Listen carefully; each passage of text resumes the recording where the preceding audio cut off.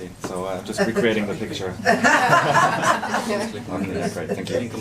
So, hi everybody. Thank you so much, guys, for inviting me tonight to be the first speaker. It's pretty cool to see what you guys have achieved so far, and I'm really happy to be involved in your project. My name is Alex Kitain. I'm the co-founder and a coffee addict at the Coffeevine, which is a little project that started about 4 years ago. And tonight I wanted to just basically talk to you a little bit about what it is that we do and what inspires us every day to get up in the mornings and basically go to our shop or answer emails and that sort of thing. But also tell you a little bit about how Amsterdam as a city has inspired us and continues to inspire us every day. And hopefully by the end of this talk you'll know a little bit more about specialty coffee and what it is that we love about it so much. And maybe if you have any questions at the end, you need a tip on where to get good coffee in your neighborhood or near your work, just let me know. So I'll kick it off with just a quick show of hands. I wanted to just know who in this room drinks coffee. Don't be, oh my god, everybody. I had a joke ready for people who drink tea, but that doesn't work anymore. Okay. I'm not judging you, I'll be judging at the bar. Cool. So that's pretty good because it means that all of you know about coffee to some degree probably. There'll be some people in this room who drink specialty coffee, who maybe have their little grinder at home, get beans from their local roastery. But there's also people here who are not so familiar with coffee and who just drink coffee to get them through the day, get it at work, maybe go to the Starbucks, and that sort of stuff. And basically, when I go back to the days when I started drinking coffee, and that's kind of similar, how I started. I started drinking coffee because it was a commodity. It was something that we used to buy in the supermarket. My parents used to make a pot of coffee at home, or I started, drank it during my studies to get through the day. And I always thought it was just something that you could buy in the supermarket, and I didn't really think about it anymore. And then one day when I was in London on a business trip, I went into this little coffee roastery in East London, and I walked in there on my day off, and I was like, oh, this is kind of cool, and I saw the coffee roaster in the corner. I was like, what is that, And then I sat down at the bar, and the barista came to me, and he was like, all right, mate, what can I get for you today? And I was like, just a coffee, mate. And he was like, we don't just do coffee here, you know what I mean? And I was like, what do you mean? And he's like, oh, And he came back with this menu and like this extensive explanation about every single coffee that they had, the single origins, and the blends, and the brew methods. And I was like, what do you mean? What? I just didn't get it. But it was so fascinating because it was, he opened a little window into a world that I thought I knew something about, but turns out I knew absolutely nothing about. And when I came out of that shop that day, feeling totally energized, definitely high on caffeine, I thought, okay, cool, this is something that I really like and something that I really want to find out more about. So I came back to Amsterdam, and this was a couple of years ago, about 4 years ago, and I started going online to find out about, whether there were places in town that did good coffee roasters and so on, and there was nothing online. There's a couple of really sad Dutch websites that, talked about goede coffee and whatever, and I was like, okay, that's probably not what I'm looking for. So I went into one of the little coffee bars that I found out about, and I said to the guys there, I was like, okay guys, so why does nobody talk about coffee? Like, why does nobody talk about you guys and like what you do and like the amazing coffees you serve every day? And they were just like, nobody has done it so far, I was like, okay, that's it, I'm going to start a coffee blog. And this was really the beginning of my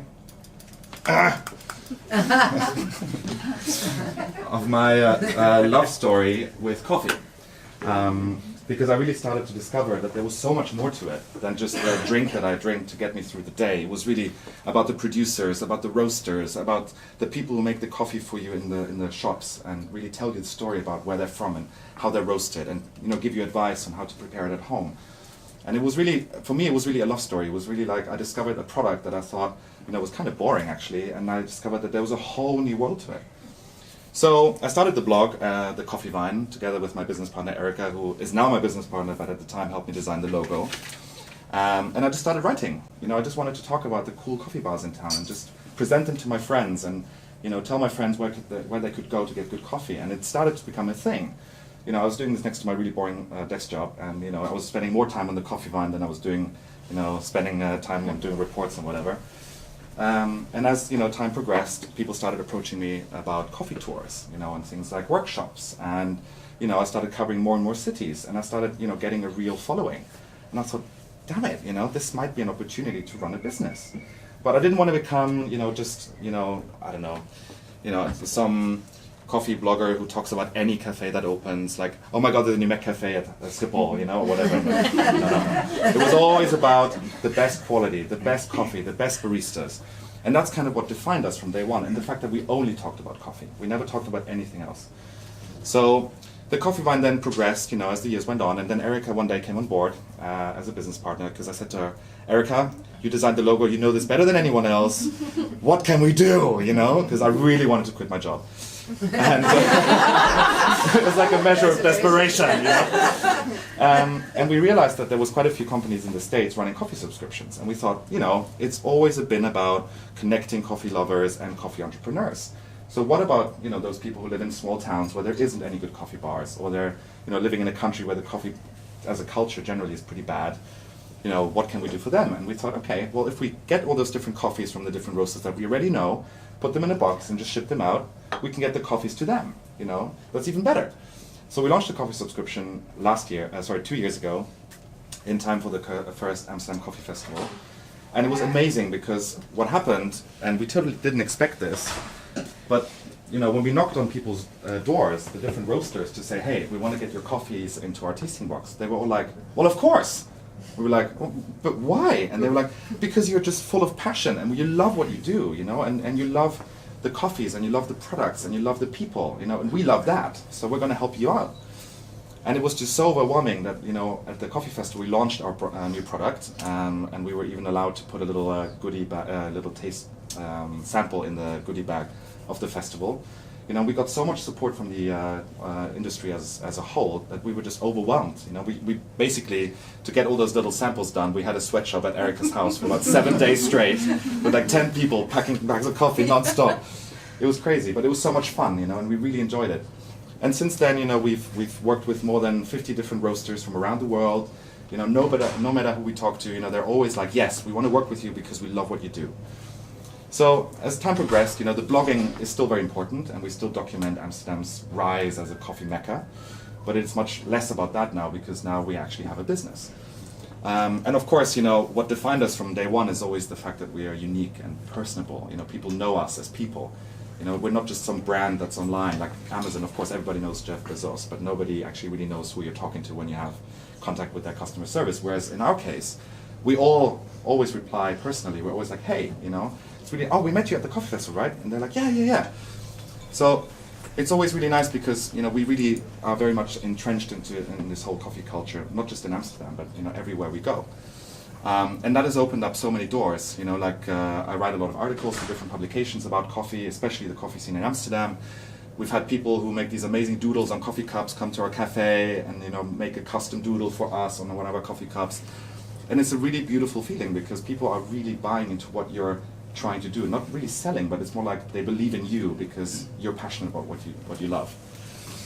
So basically what we made, our mission was always to get more great coffees into more cups. So whether we direct people to the coffee bars in town or whether we send them coffees in the mail, it's always been about that, and that's actually our packaging there. Got a couple of bags to give you later if you want to try out at home.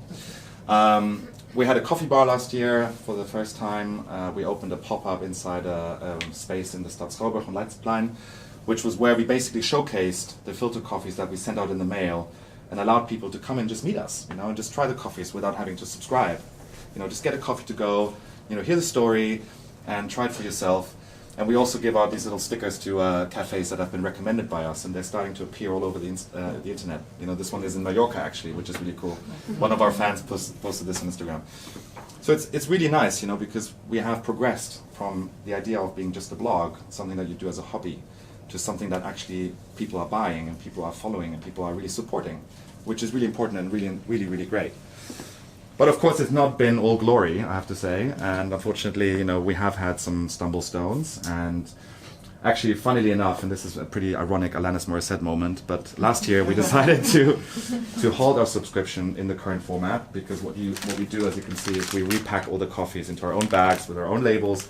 Looks really nice. It's just a nightmare to put together. So we decided to halt this format. And a week later, after we announced it, that the most important coffee website in the world told us, "You're nominated for the best coffee subscription." And I was like, "We're like, fuck!" What do we do?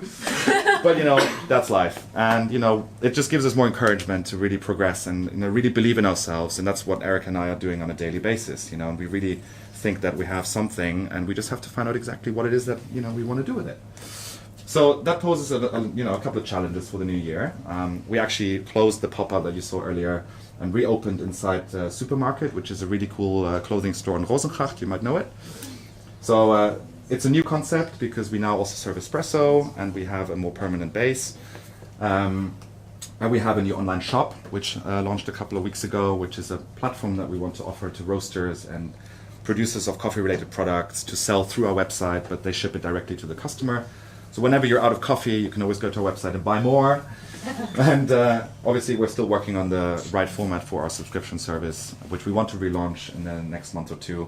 Because we know that there's people out there, who really believe in what we do. And we actually kind of left a gap, because we're actually the only ones in Europe doing this particular type of coffee subscription. So we have a couple of challenges ahead. And there's a lot of great things coming our way, which we're really happy about. And at the end of the day, it's all because of the people that have been supporting us all this way, especially here in Amsterdam, where the coffee culture has been really inspiring, and we've been really just documenting everything that's happened here. But of course, we look outside of the Dutch borders, to basically help people outside of Holland find great coffee. We ship our boxes to places like Hawaii, Saudi Arabia, Japan, China, and it's really amazing because we always think, how do these people know about us, But it's really great. So, we have a couple of challenges ahead. But it's a great time to be here, and it's a great time to be in Amsterdam. And thank you so much for inviting us to talk here tonight. If you have any questions, you can join us for a coffee anytime you like at our coffee bar. You can also take some of these coffees with you to enjoy at home. And all of our stuff is online, or you can send us an email, or you can follow us on Instagram, Twitter, Facebook, even Pinterest. I don't even know why there's anyone on there. I don't think I've updated anything on there for like 5 months. But anyway, we're on there. So in case you need us, you can find us there. Thank you so much.